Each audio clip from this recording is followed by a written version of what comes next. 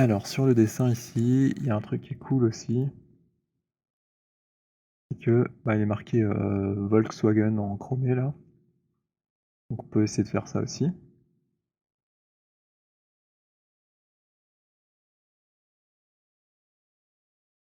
Finalement je vais cacher ma carrosserie, ce sera plus simple.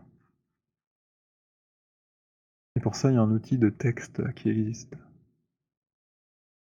Créer, type. Et là il nous a créé un objet texte au centre du monde. Voilà, 3D type. On va pouvoir changer, ses propriétés. Ici, voilà. Alors, Volkswagen par exemple.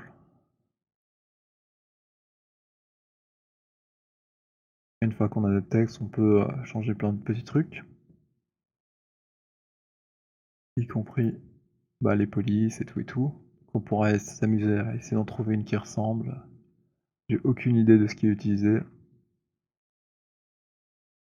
Donc faudrait tester différentes choses, voir en fait ce qui nous plaît.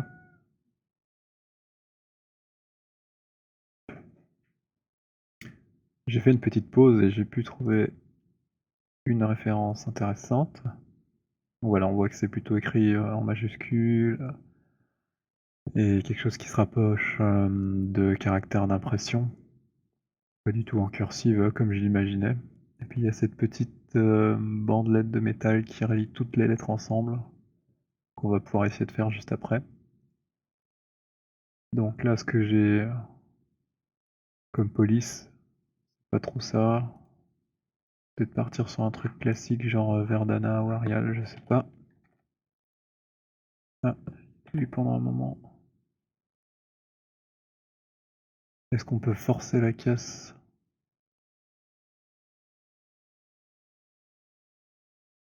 Majuscule, y a pas. Allez, c'est reparti. J'écris en majuscule Volkswagen.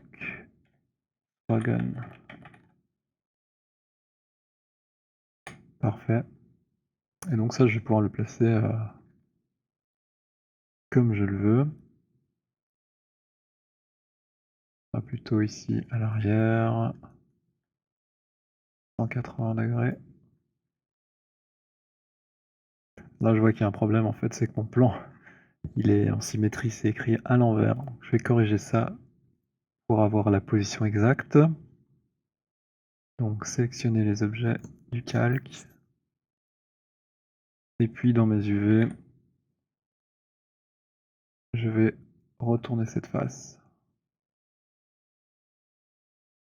Donc moi j'ai juste besoin de la vue arrière. Donc en UV Shell, je voudrais la sélectionner, possible. Alors ça ne fonctionne pas, peut-être parce que c'est verrouillé. Ou que c'est un autre objet. C'est ça je pense. Alors UV Shell. Non, moi je veux juste. Allez. J'ai mis tellement de sécurité pour pas sélectionner des trucs par accident qu'après je galère. Donc voilà, j'ai la bonne face, et maintenant ici, dans les transforms, je vais pouvoir faire une symétrie. Alors j'ai perdu ma petite colonne ici sur le côté. Je vais fermer, rouvrir, ça va peut-être revenir. Hop. Ça y est, il est apparu sur notre écran. Donc ce cluster, je vais juste lui appliquer une symétrie pour que ce soit dans le bon sens. Donc sur U, puisque c'est horizontal. Et voilà, maintenant mon texte est du bon côté. Donc je reverrouille tout ça. Et je vais pouvoir travailler. Alors l'idée ici, c'est d'abord de lui donner sa bonne taille. En tout cas approximativement.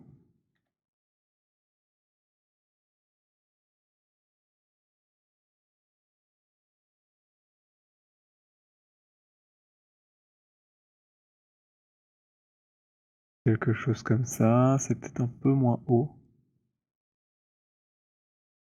Il J'ai l'impression que la police correspond pas du tout à la ref. Donc ici on voit que c'est plus gras en fait. Alors le S comment il est, le G comment il est?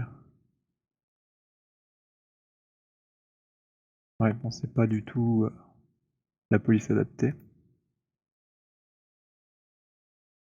Je ne trouve plus mon modificateur. Ah il est là. Testons Arial, je sais pas. Black peut-être. Ouais au final c'est pas trop mal. Bon si on voulait vraiment, on chercherait la police, parfaite, hein. Voilà, donc ça, là j'ai à peu près la bonne taille. Ce qu'il va falloir maintenant, c'est le tourner, mais aussi le courber pour qu'il suive le coffre. Pour ça, je vais afficher la modélisation de la voiture. Ouais, j'étais en isolation, c'était pas un calque.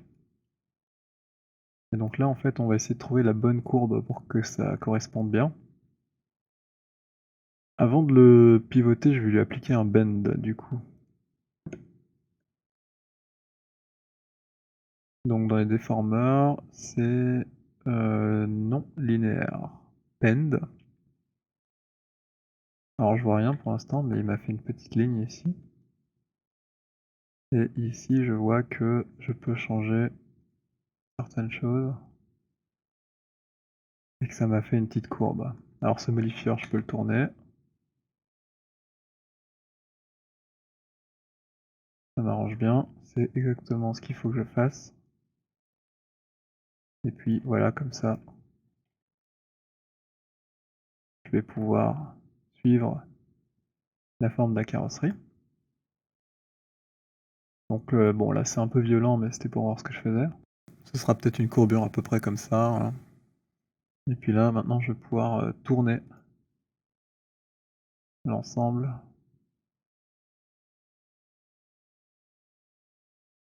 Hop là, à peu près. Je le déplace.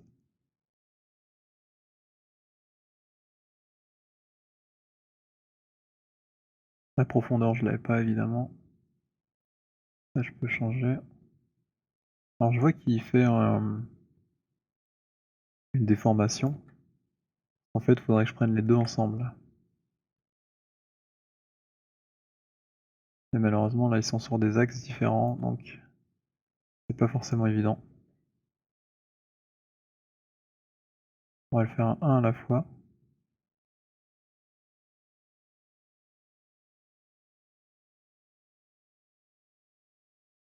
Voici. Et en fait, je vois que lui, il s'est pas tourné.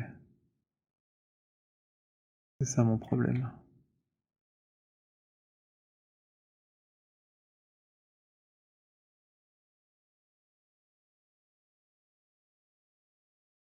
Et voilà. Là, il va falloir pivoter sur l'autre axe.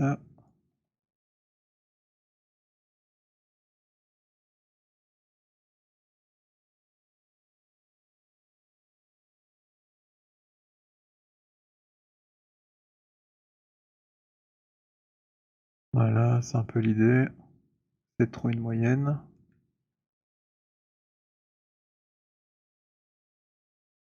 Et puis on va retoucher à notre bend pour essayer que ça suive le mieux possible. Évidemment.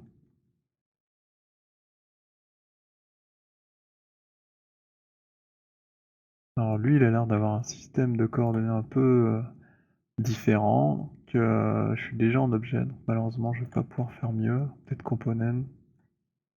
Non, pas de chance. Va falloir faire avec.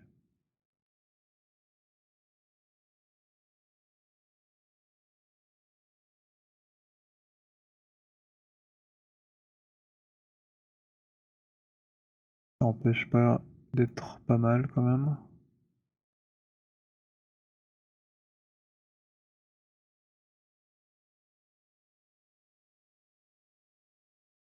Et peut-être qu'en augmentant ici un peu la courbe. Non, c'est diminuer que je dois faire. Voilà. Là, je vois qu'elles dépassent à peu près toutes de la même hauteur, entre guillemets. Donc ça me convient. Alors, ce qui serait cool, c'est d'avoir la petite baguette métallique qui rejoint tout. Et de bénéficier du bend quand même.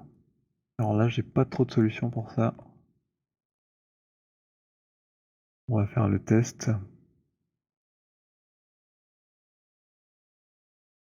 On aurait dû les créer en même temps en fait.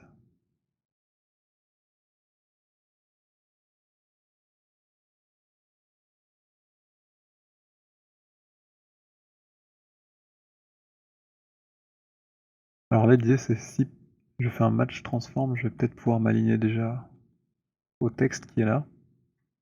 C'est un bon début. Donc match transformation, match all transforms. Normalement mon cube maintenant il doit être aligné. C'est le cas.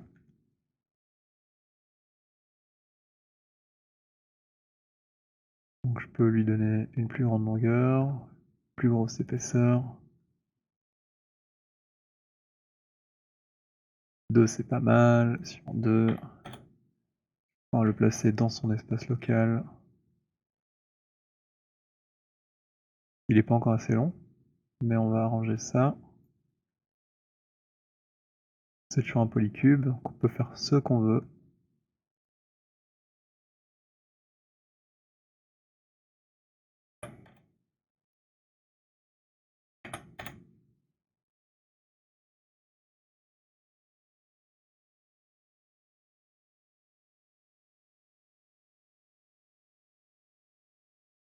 Voilà, je pourrais essayer de recréer un bend, on va voir.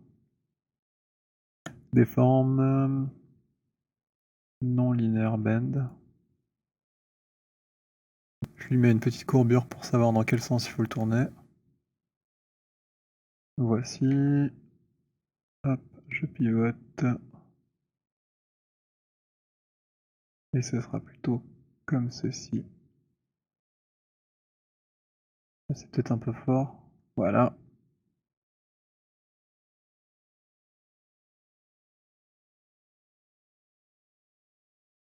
Et où est mon cube? On va aller le chercher.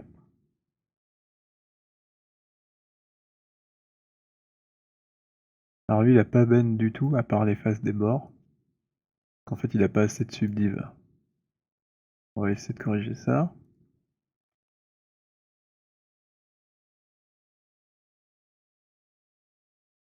Donc là, on est pas mal, mais c'est un peu trop fort. Je reprends mon bend, le dernier que j'ai créé, et puis on va diminuer la courbure.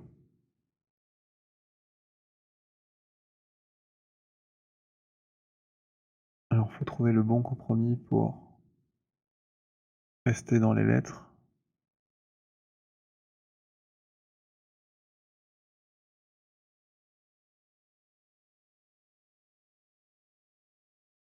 Alors là, c'est un peu beaucoup. Voilà. Alors ici, j'avais pas envie d'enlever mon historique, comme ça, si j'ai encore envie de changer la police ici, en théorie, je peux. Donc on va faire le test. Normalement, j'ai un type quelque part.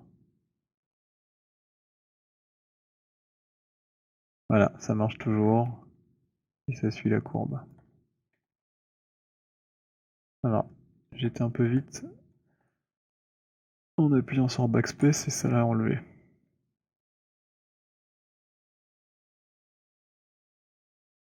Voilà, alors ben, du coup je vais mettre un petit matériau de chrome à tout ça pour que ce soit cool. Et voilà. Alors, chrome c'est peut-être un peu fort pour le bas. C'est bien d'avoir un métal un peu différent quand on sera dans une reel, donc je lui mets un autre ID. Ce sera brillant mais pas autant, et comme ça on va bien voir les lettres. Et voilà. Donc là déjà ça ressemble un peu plus à une coccinelle, hein. En tout cas à l'arrière, il a son petit cachet. Alors il nous manque les 2 petits échappements, typiques. Je vais faire 2 cylindres et puis on va voir pour la découpe ici, comment on l'a fait.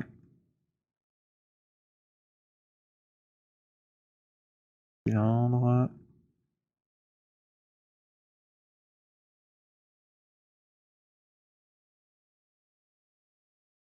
Alors là, il est pas orienté comme je le souhaite, donc je le tourne et puis on va l'agrandir un petit peu, l'allonger.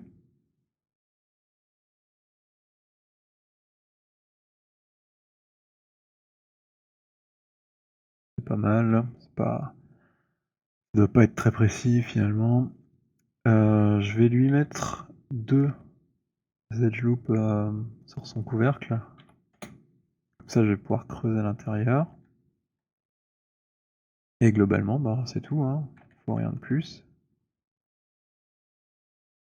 Donc je vais enlever son historique et je vais faire un trou au centre. J'aurais peut-être dû changer son nombre de côtés, mais bon, c'est pas très grave. Alors ici, il veut pas bouger, il y a sans doute un snap.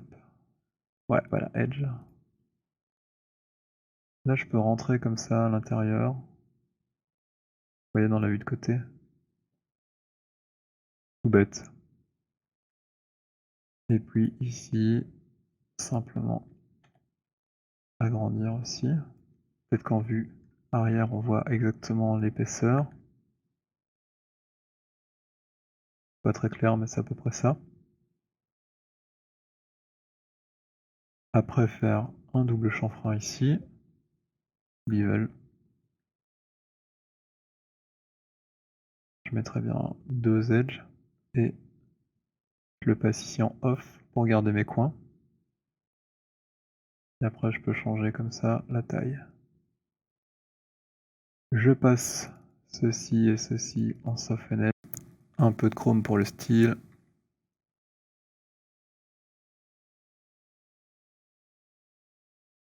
Voilà, super. Et alors les faces de l'intérieur, je vais leur mettre le matériau de caoutchouc pour donner l'impression que c'est un trou tout sombre. Comme ça, j'aurai un matériau qui envoie pas trop de lumière. Ça donne l'impression que c'est profond. Je le place dans la vue latérale. Zoup, zoup, zoup, zoup, zoup. Là, je pourrais placer son pivot au centre. Et enlever son historique, faire un freeze transform et puis une copie en instance symétrique.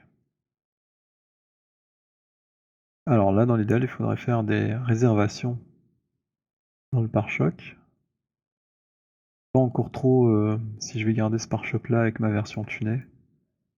Donc je vais peut-être pas commencer à découper ici si c'est pour ensuite l'enlever. Mais au moins j'ai la position théorique des pots d'échappement d'origine, qui donne quand même un petit style sympa. Je pense aussi qu'on aurait pu utiliser par exemple le texte comme ça pour écrire une plaque par exemple en relief, ça aurait pu être cool aussi, voilà, petit détail. Mais sinon dans l'idée pour l'arrière, je pense qu'on a tout ce qu'il nous faut pour l'instant. On va s'arrêter là.